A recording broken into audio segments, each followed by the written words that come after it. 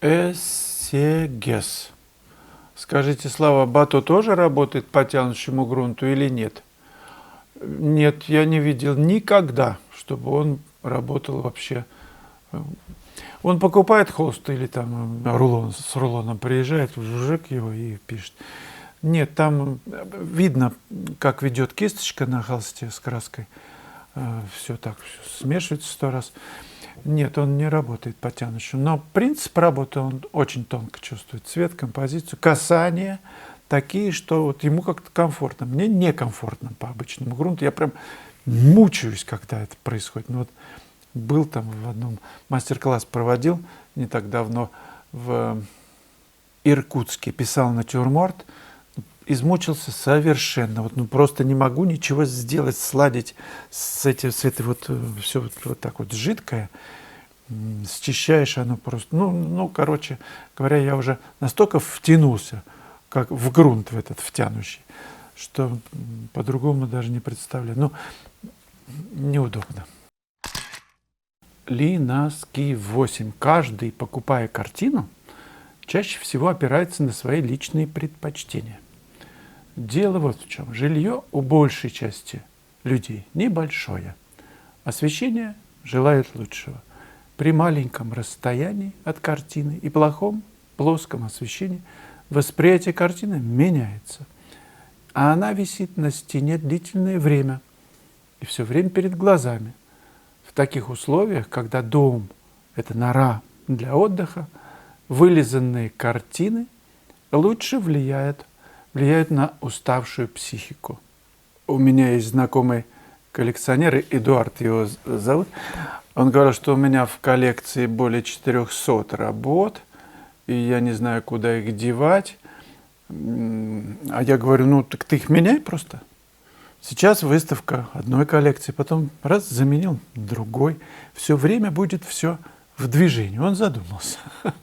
Я к тому, что если есть вкус, если коллекционер покупает работы, то, мне кажется, он в любом месте повесит и будет наслаждаться. И просто у стены поставит и будет работать, будет наслаждаться. Главная задача картины для чего покупается? Для того, чтобы получить вот это состояние.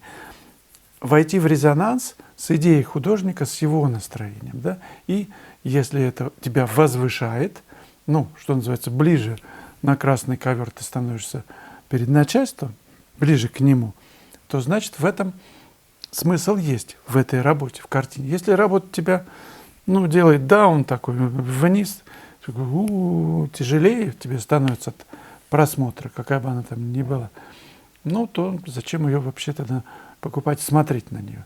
Но электрические лампочки появились много позже эпохи Возрождения. Картины писались, свечами освещались, днем, в конце концов, что-то можно увидеть. В темном коридоре хорошая работа, красивая, ну, не то, что красивая, а для тебя красивая. Это же индивидуальный такой выбор происходит.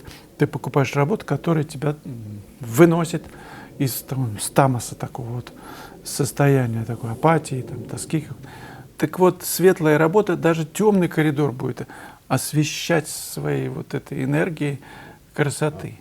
Дело, мне кажется, не в вылизанности. Это же вопрос предпочтения. Если ты любишь вот эту вот вылизанную живопись, то она тебя будет везде радовать, в любом коридоре. Кстати, на выставках, вы заметили, на таких богатых, специально делают стены темные, освещение слабенькое, чтобы, дескать, картины дышали. Не любят они яркий свет. В приглушенной такой вот гамме все темно. Возникает ощущение значимости произведения каждого. Мне очень не нравится, кстати, свет, который... Ну, вообще осветить картину в помещении, на выставке или дома – это очень сложное дело. Специально есть такие приборы, которые к стене крепятся, такие, и светят на картину. Пятно такое света они вырывают. Я сразу прошу выключить, потому что моим глазам больно, потому что что-то там не видно, что-то видно, ярко обычно. Картина требует такого рассеянного освещения, не жесткого, мягкого освещения. Естественно, цветовая температура должна быть подобрана, чтобы она не была желтой. Такую картину сразу, там холодных тонов вы не увидите, если она желтой лампочкой освещена. Любите вы, например, водку и оливье? Ну, конечно, если приглушен свет в комнате, играет музыка, оно и слаще пьется, и закусывается тоже приятней. Я ни в коем случае с вами не спорю о том, что квартиры маленькие у людей, свет не выставленный, маленький, такой небольшой, тусклый. Но все равно, если у тебя предпочтение оливье и водка, то она и в светлое время, ну не утром главное, она пойдет нормально в любой. Чем морознее, кстати, тем даже лучше погода. Ну так вот, это метафора с водкой, с оливье. Например, темновато, вам подали водку, а у вас предпочтение, например, вино. И что, зачем вам водка? А свет хороший, допустим, или ярко, наоборот, вам подали. Не то. Не тот сорт анисовой водки. Нет, мне это не надо. И не влияет на меня ваше освещение. Это просто вкус не тот у меня. Простите. Ну, а потом, вы знаете, мне кажется, вкус меняется. Проходит время, и вы начинаете любить, например, не вылизанную живопись, а отсутствие живописи вообще. Белый холст недавно продался за какие-то миллионы долларов. Ничего нет на холсте. Большая, такой 2-метровый или 3. Белый холст. Миллионы каких-то. Какая идея, понимаете? Белый холст. Так что вкусы меняются. Что вы думаете на этот счет, друзья? Для тех, кто не слышал о моем классе в Армении в апреле месяце, кто-то вдруг присоединился только что к нашему каналу, 30 секунд рекламы об этом событии. Друзья, я набираю группу на мастер-класс в Армении с 4 по 10 апреля. Будем заниматься живописью в красивейших местах. Будут экскурсии в музей Параджанова, к Мартиросу Сарьяну. Ну и главное, живопись. Весной, в период цветения, это большая удача. Приглашаю вас. Информация о классе выложена на моем сайте. Светлана Левченко. Вот смотришь на работы Вячеслава, и кажется, что так все просто. Думаешь, ща я исполню, так сказать, по мотивам, так же быстро и легко. Все же предельно понятно. Не тут-то было. На работу, которую Вячеслав тратит минут 20-15, у меня ушло 2,5 часа при формате 10:15. Прямо злит и расстраивает иногда, что не получается работать быстро и точно. Да не важно, Господи, не обязательно быстро. Но руки мы не опускаем, работаем дальше и любим то, что делаем. Спасибо вам. Хорошие слова. Спасибо вам, Светлана Левченко. Ну, скорость – это понятие такое индивидуальное. Не торопитесь прям сразу уж. Ну, мозг вскипает, он не успевает обрабатывать всю информацию. Нужно же держать столько всяческих вещей, когда ты пишешь в уме. Да так, что каждый вообще мазок становится композицией. Он влияет на композицию. Самый мелкий мазок, даже в большой картине, влияет на композицию. Так что, ну, не надо торопиться. Пусть сначала будет... Как мы читать учимся? Я, мама, мыла раму. Если быстро, ты ничего даже не поймешь. Одно слово будет. Мама мыла раму. Как будто одно слово звучит. Нет, нужно пробел еще 2 ставить. Это учебный процесс. Это настройка инструмента. Глаза. Целых очень много компонентов нужно настроить. Рисунок, композицию нужно чувствовать, тон. Ну, в общем, с ума сойдешь. Просто этим нужно заниматься. Ну, вы уже знаете, и уроки у меня есть, и мастер-класс. Кстати, будет ближайший класс в начале марта на Академичке 3, 4, 5 или 6 числа по желанию. Приезжайте.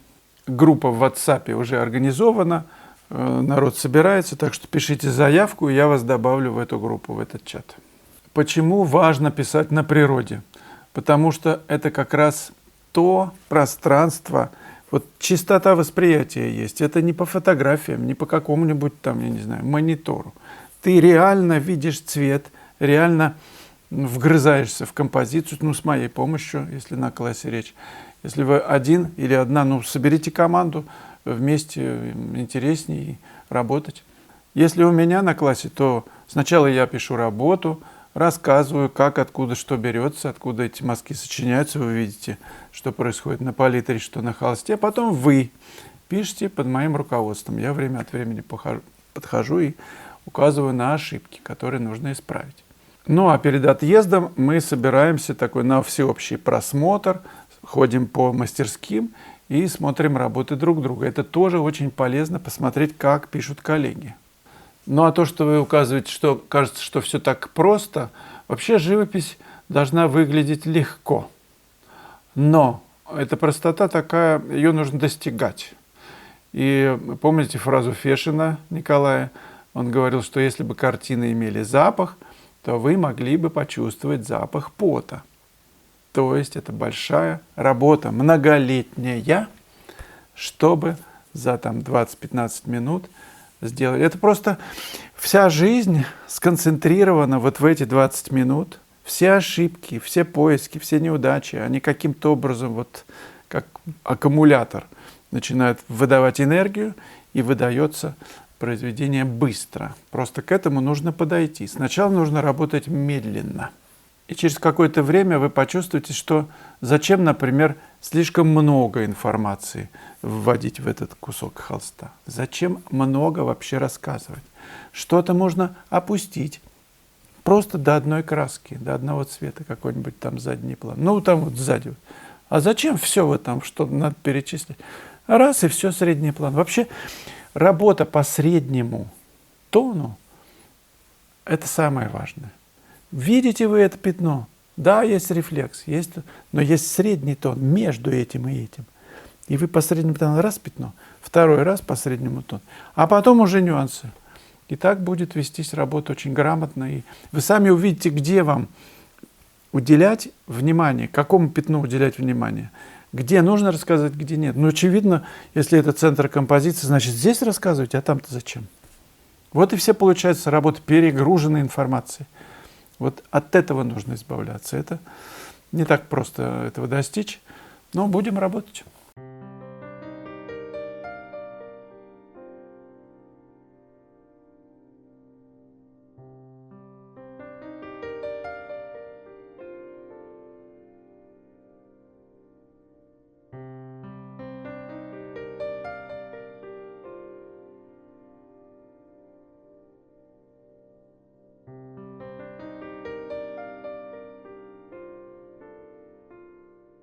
Год назад я был с друзьями на пленэре в Костроме.